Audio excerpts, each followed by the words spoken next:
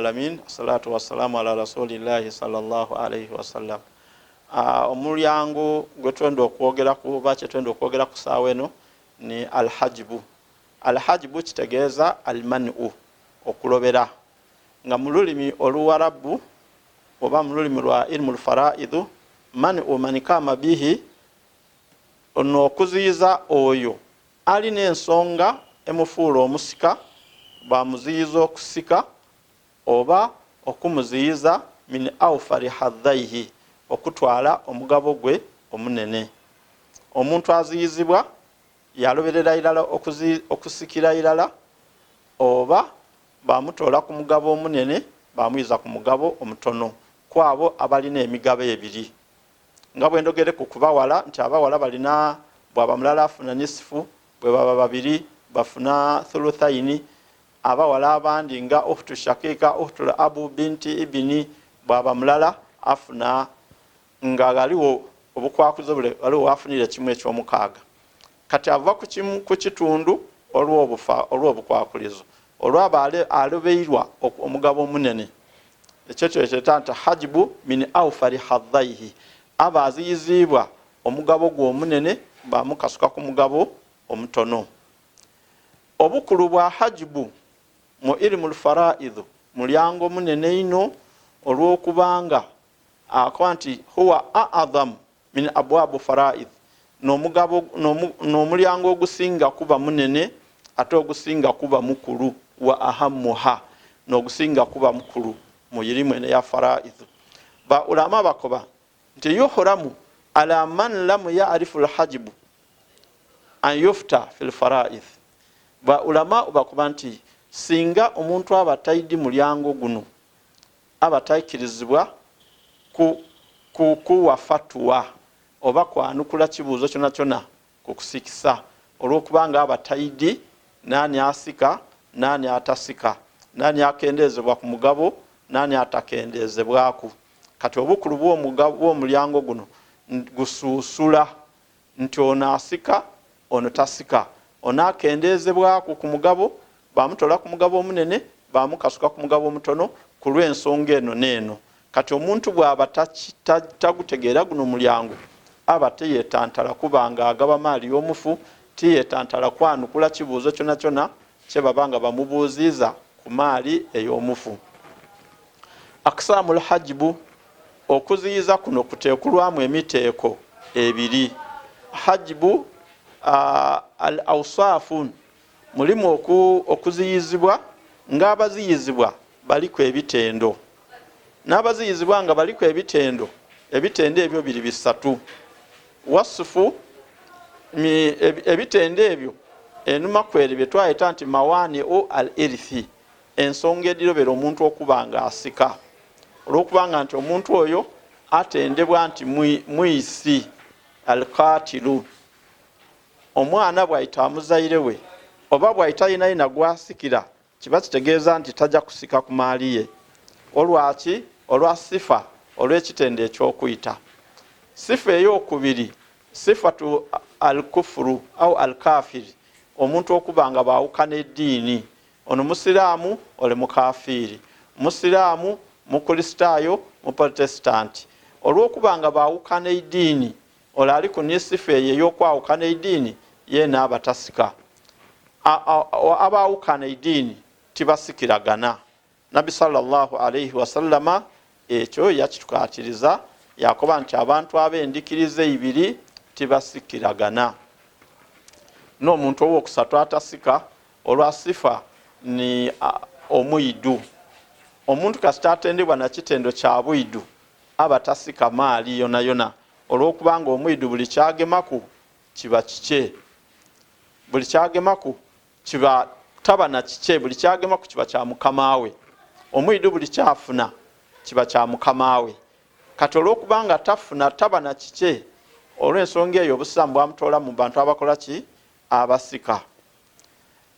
Amakulu ag'okusika bil wasfi, ekyo nekyo ekirimu nti omuntu kasita aba ku mawani mi mawani irithi, ensonga yona yona emulobera okusika tayikirizibwa kusika, n'ensonga ezo diri isatu: ihtilafu ddin, okwawukana mu ndikiriza aridda omuntu yali ku musiraamu yava mu busiraamu eyendikiriza ebe yawukaine.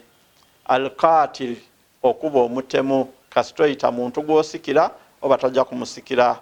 Ni ariku omuntu okuba nga mwidu.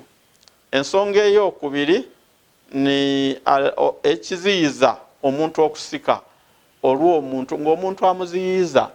Abantu bangi abaziyiza abantu okusika nga babaloberera irala.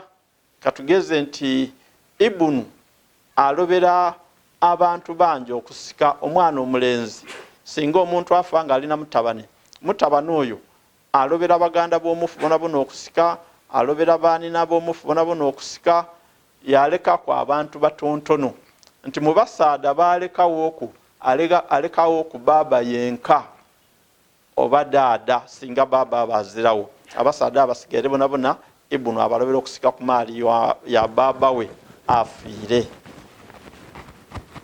Okuwata ku abasaada buli musaada ali waigulu aziyiza wa wansi okuba nga asika. Ndukira twanunula ku abasaada abasika okubayira mu kwa katono tubala baba, dada ne Ibunu.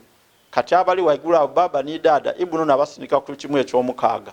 Kati abasigaira abamuli wansi abaziikiza irala tibafunira ku irala. Nga omwidukulu Ibunu bw'abaawo tasikira irala. Ahu Shakik, ahul abu, muganda wa baba we bagayita baba ni mama, muganda wa baba we bagayita baba, n'okugira irala wansi. Abo bona batibasika olw'okubanga omwana aliwo. Awe wakuba nti baziyizibwa okusika olw'okubanga galiwo abaana. Alhajibul hiriman okusika okw'okuyimira irala n'okwoku mani kama bihi sababul irithi minal irithi kamila n'okulobera irala omuntu alina ensonga emufuula okuba omusika bamutoolera irala ku kusika. Kulimu emiteeko ena. Anwa'ul warasatu binisbatu ila hajibul hiriman bil ashhas. Nti emiteeko egy'abantu abasika nga baziyizibwa okusika olw'abantu mulimu emiteeko ena. N'emiteeko egy'ena omuteeko ogusooka man yu'athir wala yata'athar. Mulimu omuntu nga ye akosa ate nga ye azira amukosa. Wahumul abawani n'abazaire ababiri, abazaire dada ni baba wali waladani n'abaana. Abaana bo bakosa aya ate bwaza gubakola ki gazira abakosa. N'omuteeko ogwokubiri man yata'athar wala yu'athir. N'abantu nga bakosa ate nga bo tibakosebwa. Wahumul auladil n'abaana ba mama bo babakosa bukose aya ate baza gubakola ki waza gubakosa. Omuteeko ogwokusatu man la yu'athir wala yata'athar. N'abantu nga bakosa ate ng'era bo tibakosebwa. Man la yata'athar tibakosebwa wala yata'athar ate nga baza gubakosa. N'abantu betweta nti azawujani abafumba ababiri, omu ku bafumba ababiri. Olw'okubanga abafumba ababiri bombi tibasobola kubaawo mu kiseera n'ekirala. Wabaawo zawuja n'aba yafiire. Bw'abaawo zawuja kitegeeza nti zawuju n'abanga yafiire.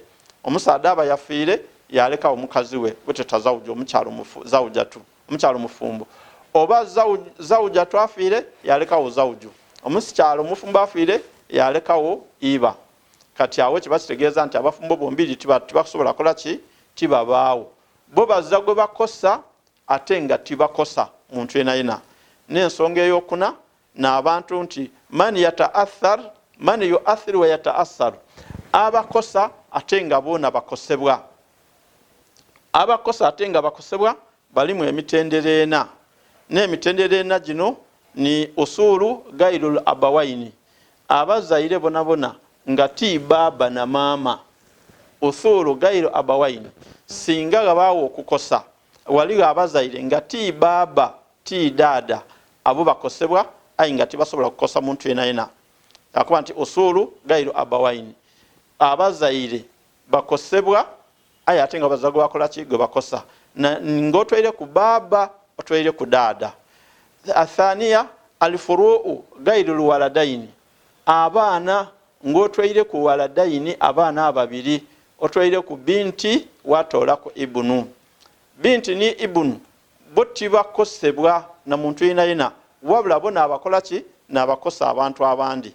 Aye abaana abasigaire bakosebwa nga binti ibini, omwidukulu omuwala oba omwidukulu omulenzi oba omwana omulenzi, abo bakosebwa. Athalith alhawashi min alihwati al alhawashi gairu ihwati al omuteeko ogwokusatu n'abantu abooluganda ng'otwaire ku abaana ba maama, bo bakosebwa aye ate bazza gwe bakosa. N'omuteeko ogwokuna ashabul wala, n'abantu abo abanunuzi. N'abanunuzi bano ebiseera eby'obudde we byabeererangawo, n'abantu abagemanga kaashi waibwe, banunula omuntu bamukuba nti tokaali mwidu, abo baali nga bo bakosebwa ate bwaba nga bazza gwe bakola ki? Gwe bakosa. Ashabul wala fima bainahum. Tudda kukomaawo olwaleero kusinziira ku biseera kitusoboire okuba nga tutandiika ku babul hajbu, omulyango ogw'okuziyiza. Abantu abaziyiza abanaibwe mu kusika, tubwenye nti mulimu abaziyiza nga babaloberera irala okusika, twabaamu abaziyiza nga babatoola ku migabo eminene babayiza ku migabo emitono. Barakallahu fikum wa jazakumullahu khairi. Assalamu alaikum wa rahmatullahi wa barakatuh.